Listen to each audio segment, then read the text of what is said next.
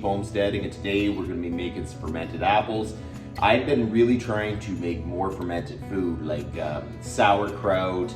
Today we're going to make some fermented apples. Basically, for eating more fermented food makes your gut a whole lot healthier, which makes you healthier. So I'm kind of been on this kick to try to eat more fermented foods. We've kind of got away from that in our modern age, and I'm just trying to get back to that. And on top of it, our apple tree gave us a lot of apples. They're not the prettiest apples, like I don't treat them, so they're organic.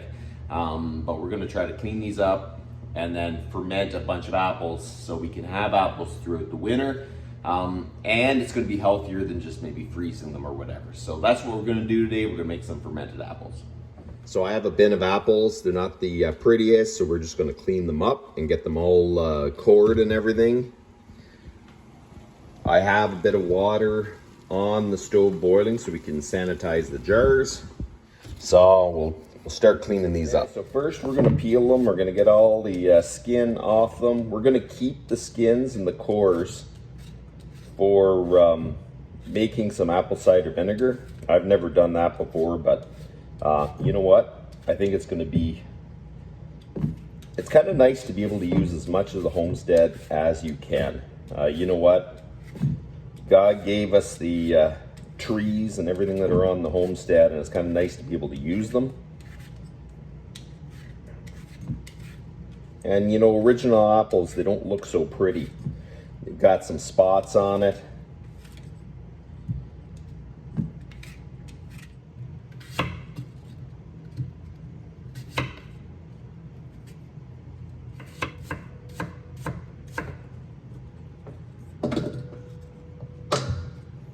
Okay, so now we're just going to slice them into smaller pieces.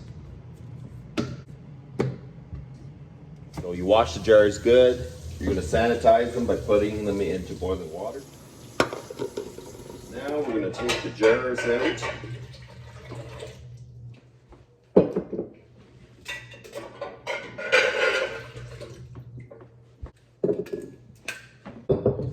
Okay, so now we are going to start filling the jars up. We're going to try to make sure that they are packed in as tight as possible.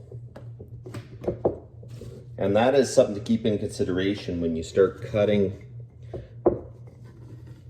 the apples up, that you can actually put them in and you'll fit them tight in the jar as much as you can. So here's the 4 jars of apple chunks. We're going to squeeze 4 lemons. We're going to put 1 lemon each into the jars.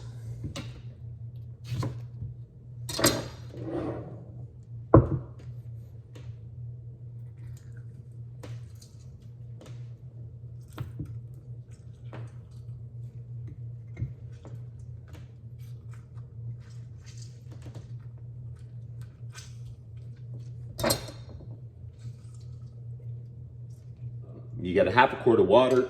You get some sea salt. Doesn't have to be Celtic sea salt. It can be a cheaper brand, but it should be the gray sea salt. It's a lot better for you. So I'm going to put 1 teaspoon of salt in there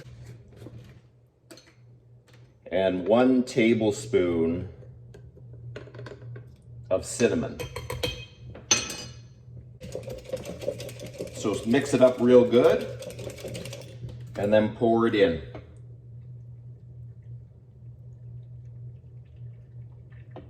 You want to leave about 1 inch of headspace because it needs a little bit so it doesn't overflow.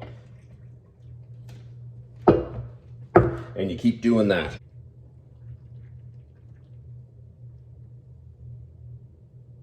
The whole idea of this is to keep the apples underneath the brine mixture, and I have these weights. I got the weights with the thing on the top, and it's kind of awkward, so I try to go like this and push them down.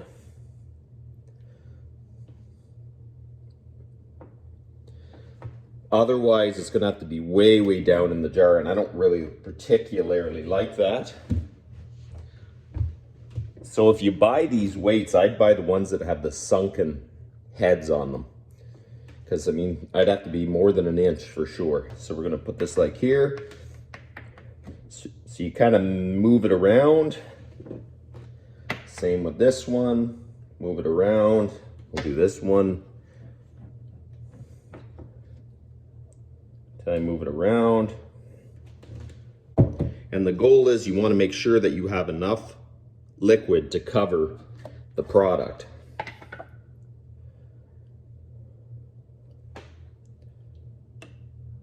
And if you don't, I fill it just a little bit more.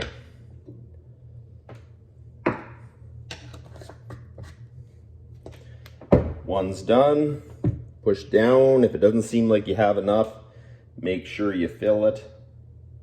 So there you go, we got the first go of the fermented apples. Basically, we're gonna leave it in a fairly warm place, 72 degrees, like house temperature. And we're going to cover it up, make sure no light gets to it. And we're gonna burp it twice a day. So basically that's open it up, let a little bit of the gas out, close it, keep doing that. So we'll test the apples, and once the apples taste good, we will stop the ferment by just putting it in the fridge. And apparently it'll last 6 months or so in the fridge, but it will really give you a healthy snack. It does look like apple pie, but it doesn't really taste like apple pie. So they do say that the apples taste the closest to just coming out of the tree, like the crispness. It's not like cooked, like if you water bath can them or something like that. It actually just tastes more like the apple. If you allow it to ferment too long, it'll actually soften up the apple. So we'll just keep testing it. Once it's good, we'll put it in the fridge, and that'll stop the ferment process. And then it should sit there for 4 to 6 months, as best I can tell anyway. So, but make sure that you burp it twice a day until you are done the fermenting process, or it's possible the lid pops off or whatever. Oh, and one more thing, make sure you put fermented stuff on a tray, because if you don't, you're gonna have a huge mess all over your counter. So I've learned the hard way. We're gonna keep an eye on it, and I'll do some updates when the apples are ready, kind of see how they came out. So that's about enough for today. You guys have a good one.